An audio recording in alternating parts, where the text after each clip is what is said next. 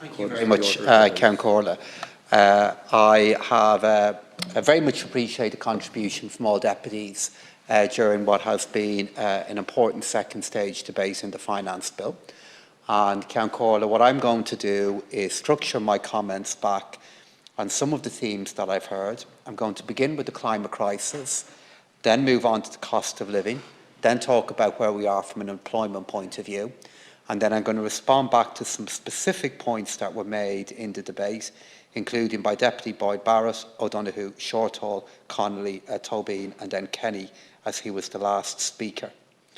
So I want to open up with what has been a common theme here in this debate, which is an acknowledgement by some of the gravity of the climate crisis that we face, and at the same time in opposition to a carbon tax.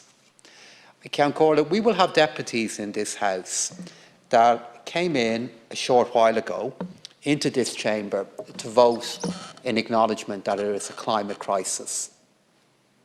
They're the same deputies that will come into this House and vote against a change in carbon taxation, when the majority of scientific advice, if not indeed all the scientific advice, the majority, indeed not all of the opinion that we will hear at COP26 is unambiguous, that more carbon, a higher level of carbon emissions, is what is causing the damage to our environment, to our ecology, to our health.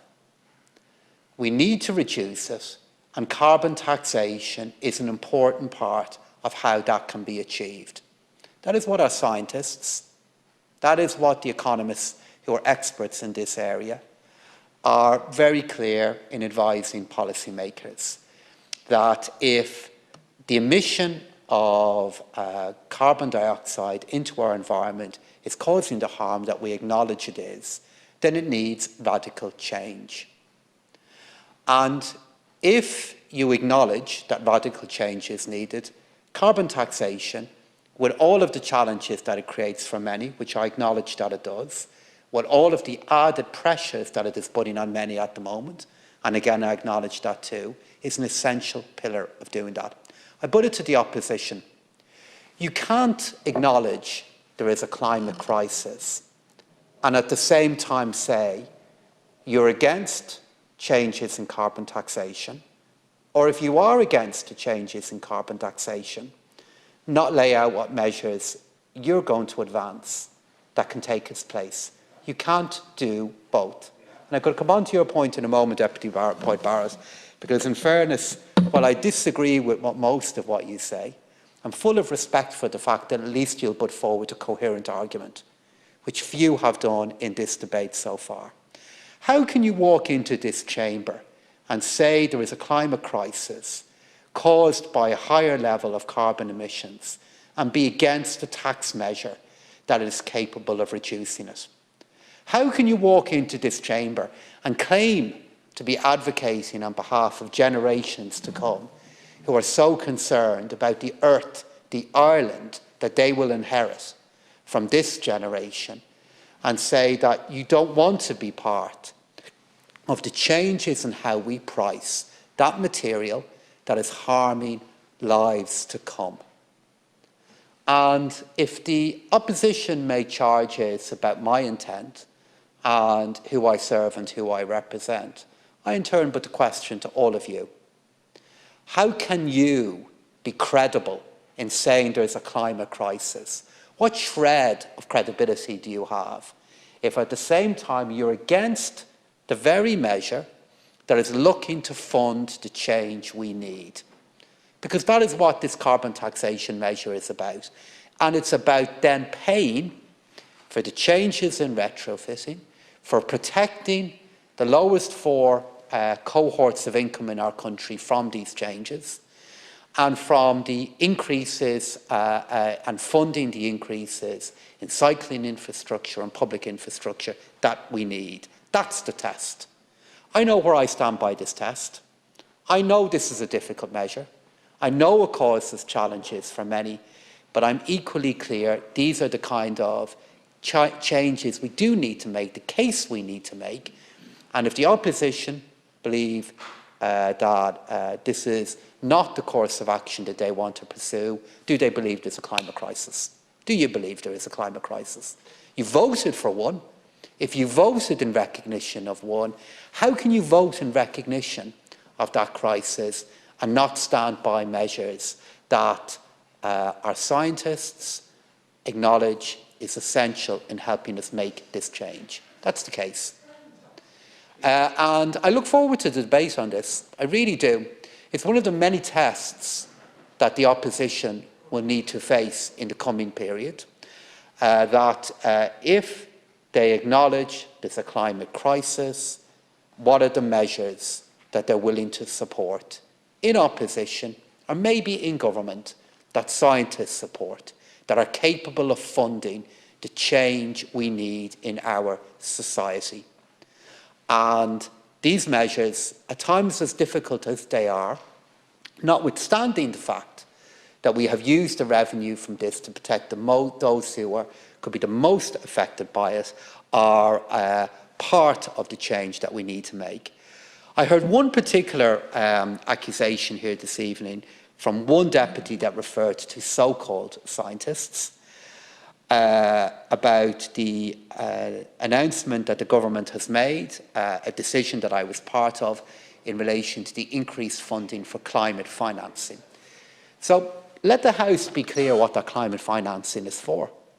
It is for our country to play our role in supporting countries that are the most vulnerable, the poorest, in coping with all of the change that is coming.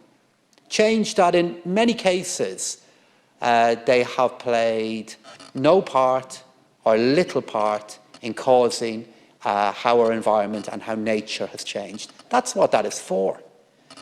It is funded by the general taxes that we collect.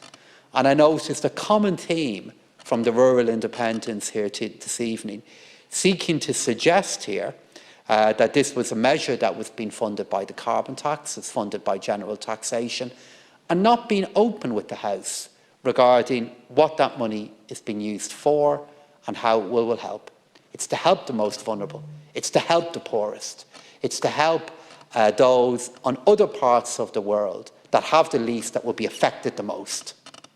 That's the kind of financing and support that I believe our country and our values, our heritage and our future should suggest we make. And those who believe otherwise, which I think I heard tonight, let them be honest in what this money is being used for. The cost of living, again, a general theme from the opposition, and the charges they made in relation to the tax measure that is contained in this budget. As is the case in relation to carbon tax, you can't make both sides of the argument at the same time. You can't say there shouldn't be any changes in relation to personal tax, and on the other hand say they're not enough. You can't do both. You can't come into this House and say there should be no changes at all in tax, and in the same speech then lament it's not enough. You can't do both. Deputy Kenny, you referred to big shots. The people I represent, the people who are on middle, average, normal income in our country, I believe they shouldn't pay the higher rate of income tax. I believe their efforts should be recognised in that they pay a rate of tax as they move earning more through their effort, through their hard work, that as they earn more, they're able to keep the efforts of their work in their purse, in their wallet. That's what I believe. Sinn Féin are against that. They're against any changes in personal taxation. They're of the view that as personal taxes rise, as tax revenue raises, nobody who's played a role through their hard work, their innovation, their entrepreneurship should benefit from that. That's your view. It's a difference.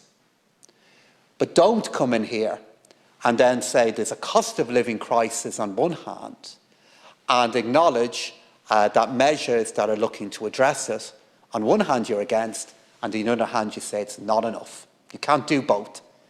It's all too typical of your stance in relation to carbon taxation. And as for the big shots, so you're the party that wants to abolish the local property tax. So the bigger the house, the bigger the gain under your measure. Is it big shots or big houses you want to give that support to? You want to abolish the local property tax. That is a tax that the more valuable a home, the bigger the tax you pay. You want to abolish it. Those who have the most valuable homes gain the most. So that's what your policy is in relation to taxation.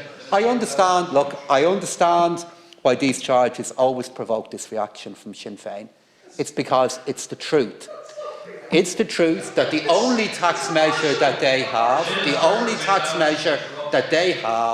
is one that indeed would benefit the most valuable houses and those who own them.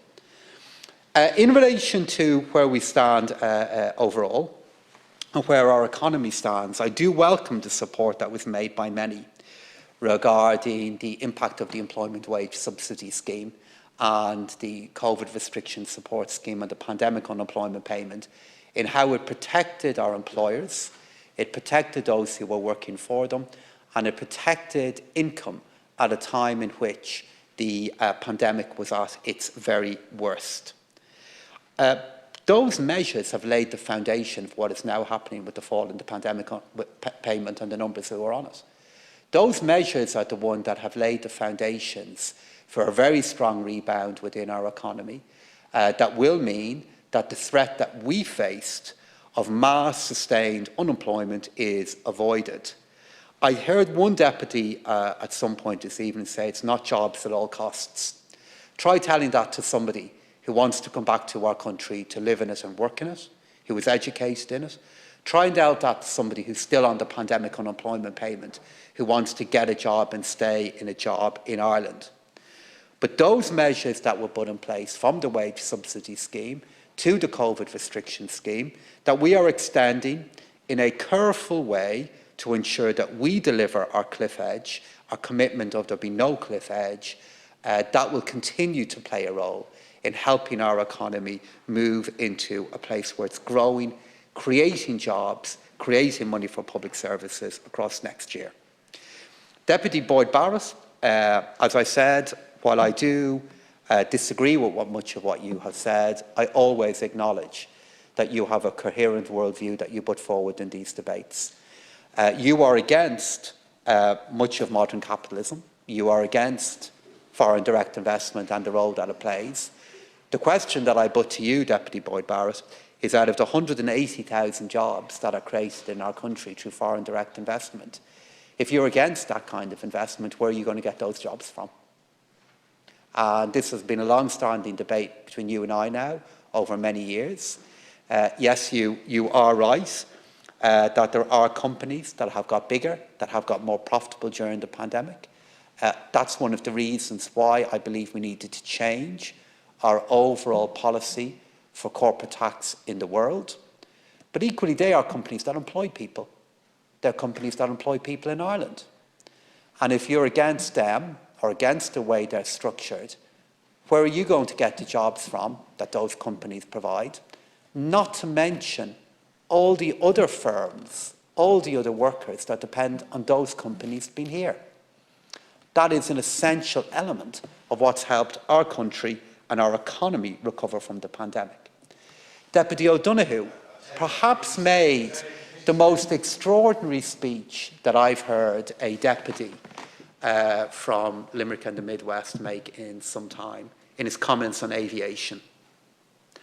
I really hope those who work in Shannon Airport, I really hope those who depend on a living in aviation in his county, in his region, I really hope those who work in tourism that are eager to see the return of international tourists to our shores and recognise the value of aviation in doing that. Heard Deputy Donoghue's comments this evening.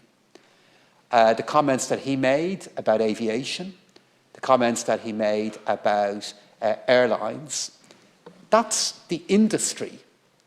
That is the sector through Shannon Airport and other airports that we want to rebuild, because they're an employer, because they add value to our economy, because they bring people into our country, tourists, and of course generates access that has been at the heart of our country, been able to grow in recent years.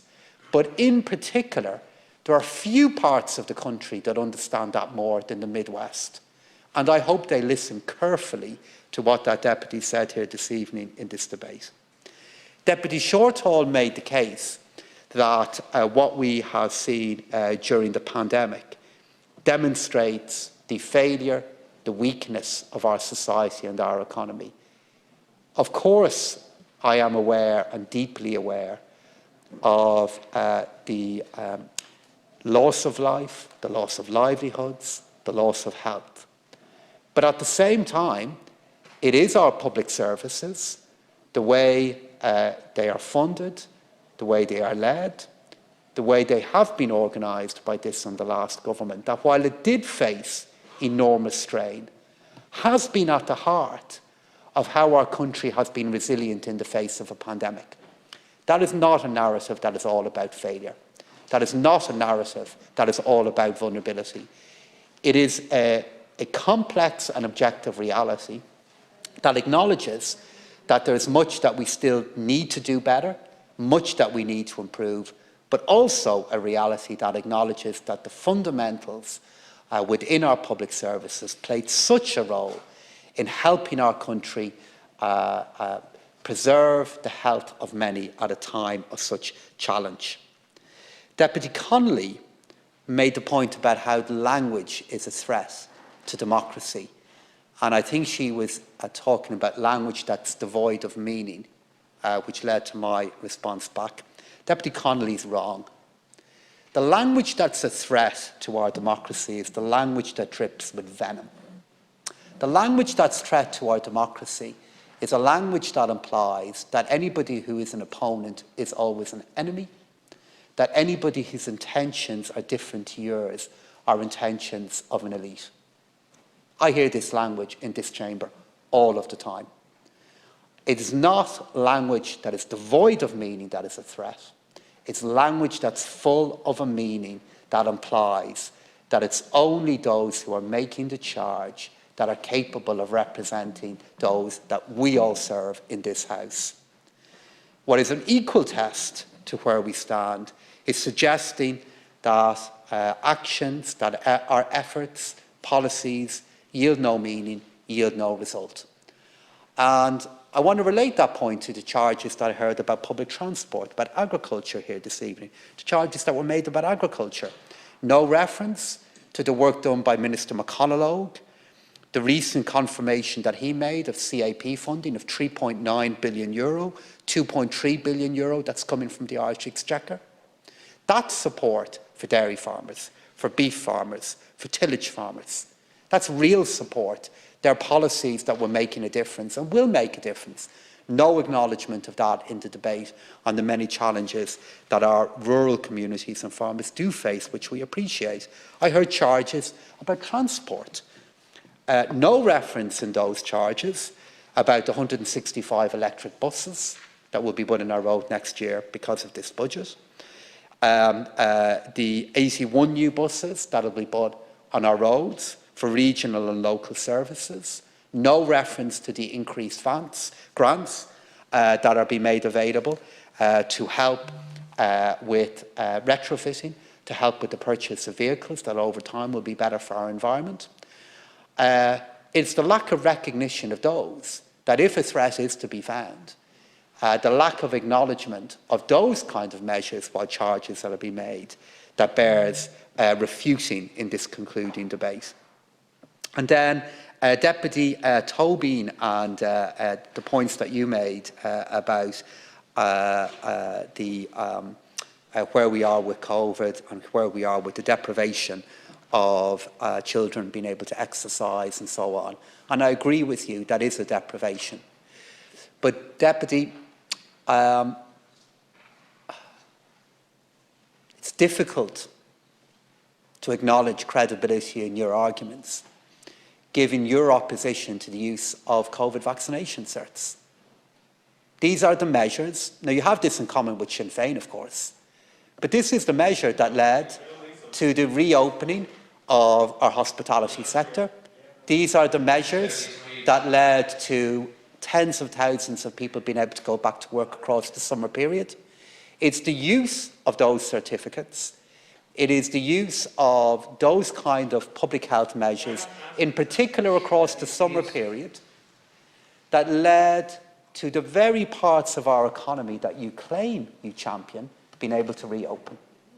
And while, of course, I acknowledge that the fact that so many children are still not able to practice the sports they want in the way you did correctly describe, I accept that this is something that, health permitting, we want to be able to change.